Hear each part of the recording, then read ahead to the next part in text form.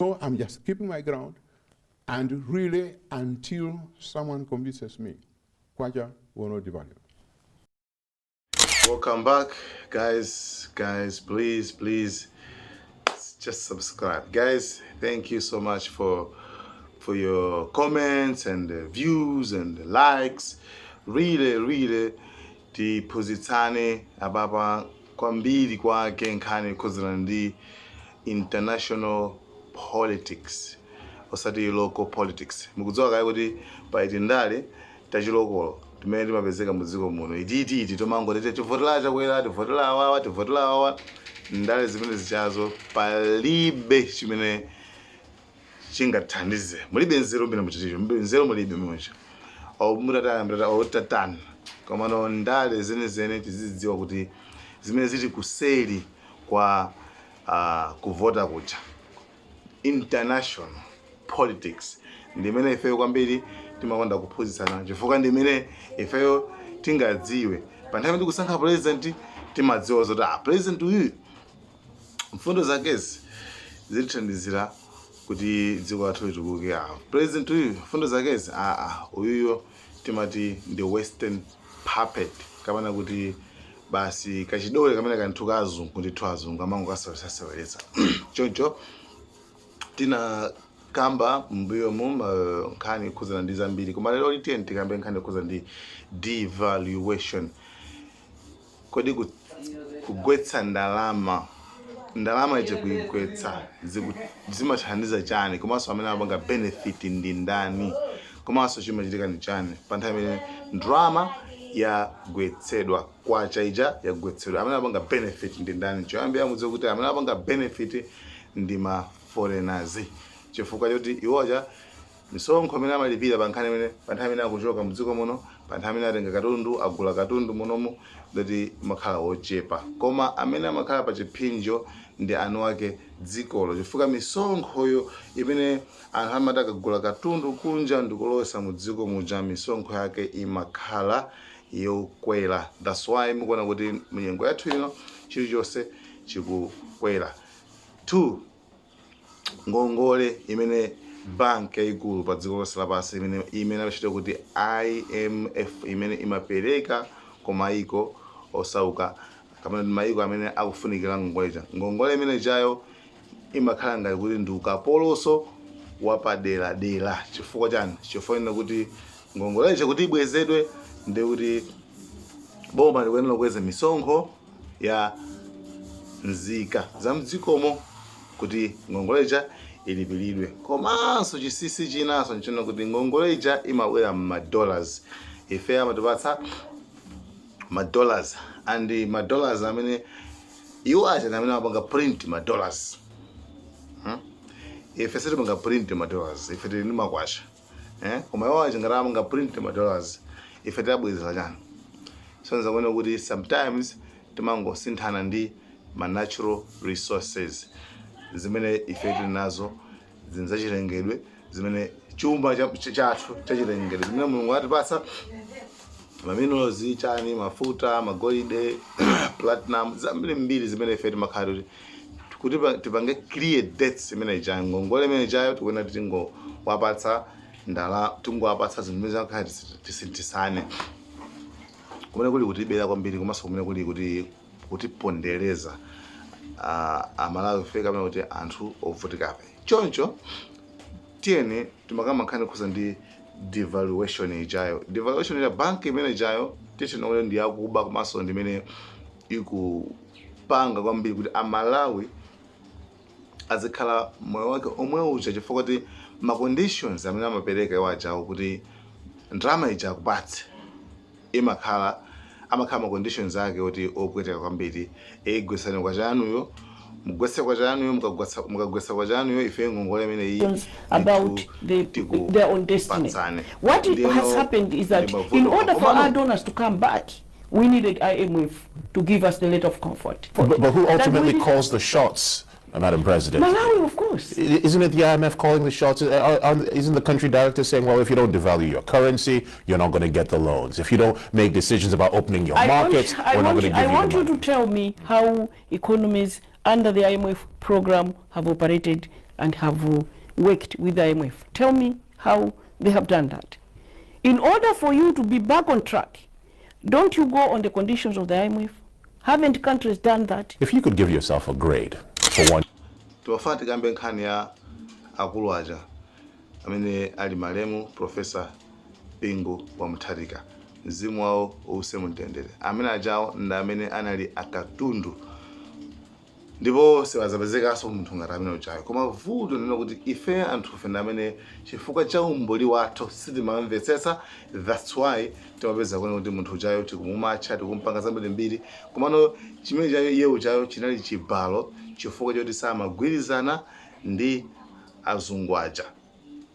Sanali munthu womangoti yes bwana kwa azungu aja yaye ndi pachifukwa chimenecho anaganiza kuti munthu amene yoyo ndithu timpase zibalo na amapereka zibalo. That's why pachizungu amachita kuti ma sanctions chimakhala chibalo chimene akupatsa tiungalekeza kuti nomwe kuti mafuta amene mtu azivuta chanchani zambirimbiri zizivuta fa amayesa maiko enaso amene alima yes bwana kuti kumene asamapanga supply nde iniyo ngati simutha kupanga china chonse ngati ngoleza ngati simupanga ife ngati ama ife ndo mvesa chisoni fa zinthu zambiri sitikhoza kunoko zinthu zambiri tilibe ma factories zimene zijoke kumaiko ena atipatsire kuno ndeno zinthu ngati mene singakwanise kuti tizipezeso kachikena mudziko muno. Why?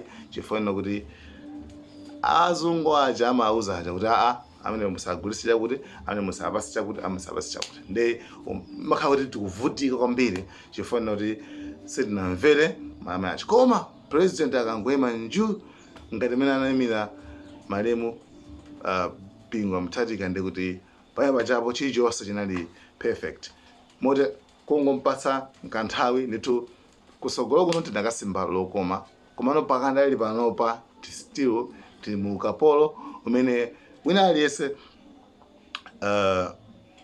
sitingakwanise kutuluka koma wayamba kutuluka amene kwamba kutuluka ndikuti amene okhala amene akutsogolela dziko lo ma president ndi president ucha ngati sanatuluke mukapolo umene ndoti manzika so ndi dziko lonso basi palibe chimene chingachitike.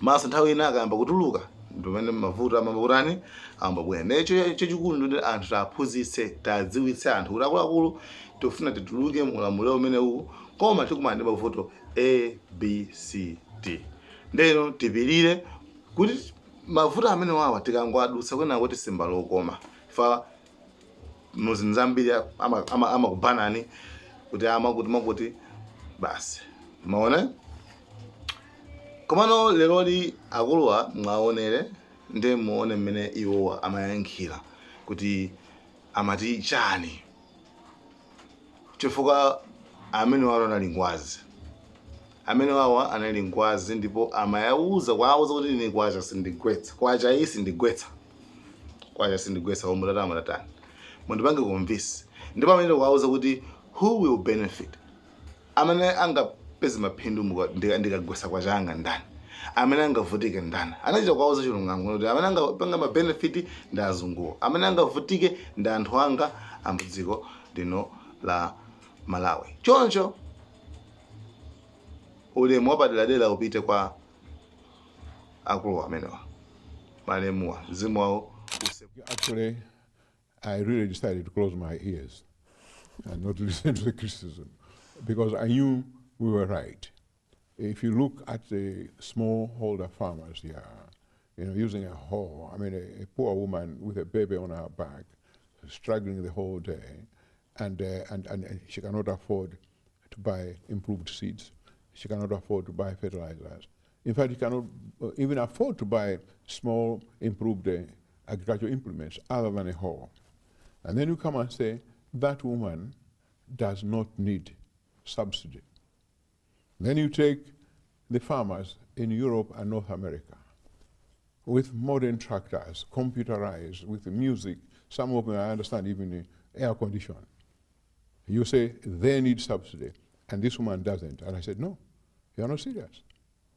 So I said, with or without your support, I'll go ahead and do it anyway.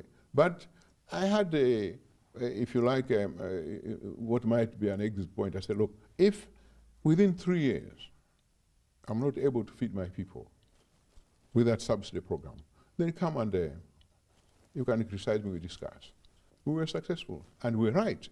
And I think the international community are now beginning to say, well, maybe he was right after all. Of course, whether they want to come open and say, yes, bravo, Bingu, you have done well, that's a different matter. But the taste of the pudding is in the eating. And we are eating it, and it's nice. So, do you think that, I mean, when we talk to analysts around Africa, people look to Malawi because of that particular policy as a model. Do you think that that's really helped other African leaders, given them the confidence to say to the donor community, hang on, you know, we know what's best for our country, and we need your support with regards to that? I think, yes, I think they're beginning. Because what I'm saying is that as Africans, in this particular case as Malawians, we are the best people to know what our problems are. I have my ministers, I have my principal secretaries, I have my experts, I have the non-government organizations. And if all of us don't know what we want, what our problems are, and we need somebody else to come somewhere to tell us, then we have a big problem. But I like to believe we know it. I like to believe we know the problems of Malawi. I can say now without being arrogant that I know the problems of Malawi and I know the solutions. But I may not have the means. Some might say that you have perhaps taken quite a hardline approach in terms of the buyers of tea, tobacco and cotton. Perhaps they might say that this is going against free market principles and in the long term could be quite detrimental to the industry. I think I would say it's nonsense for anybody to say it's against market principles. Which market are you talking about? When they say marketing. Tobacco, there's no such thing as international market. The grower has no say in this.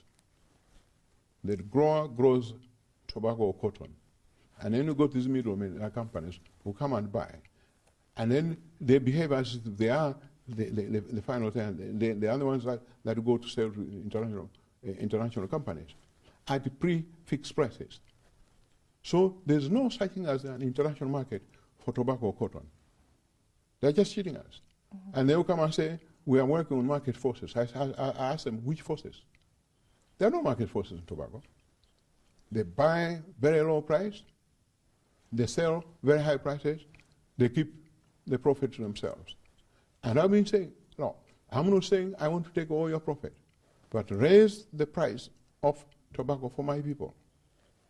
And we agree. After we agree, they renege on that one. They don't want to do it. Another area which you've been quite strongly focused on is not devaluing the kwacha, saying that it is better for business to keep it as it is strong.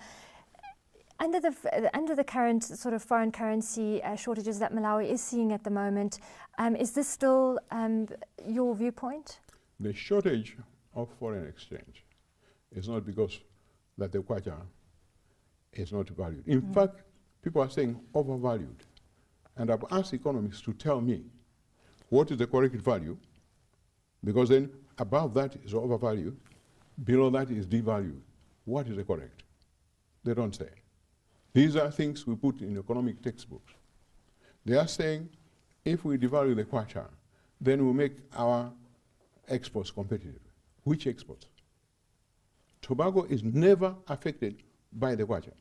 You can devalue anything, it will not be affected. Tea is not affected, they are fixed markets. Cotton is not affected. So, you devalue the kwacha, who benefits? The day you devalue the kwacha, the price of everything, oil, matches, I mean, everything will go up for the ordinary person. Even tomatoes, the price will go up, even onions will go up. So the inflation goes up. And I'm saying that the IMF has a contradiction in their minds. They don't know what they're talking about. They talk about macroeconomic stability. What is stability? Stability is a level. The moment you take one of the parameters and devalue, that stability is disturbed. Because then inflation comes in. And they're saying they're following macroeconomics. So I don't know what kind of economics are at the IMF. Yeah. And I'm ready to meet them, to tell me.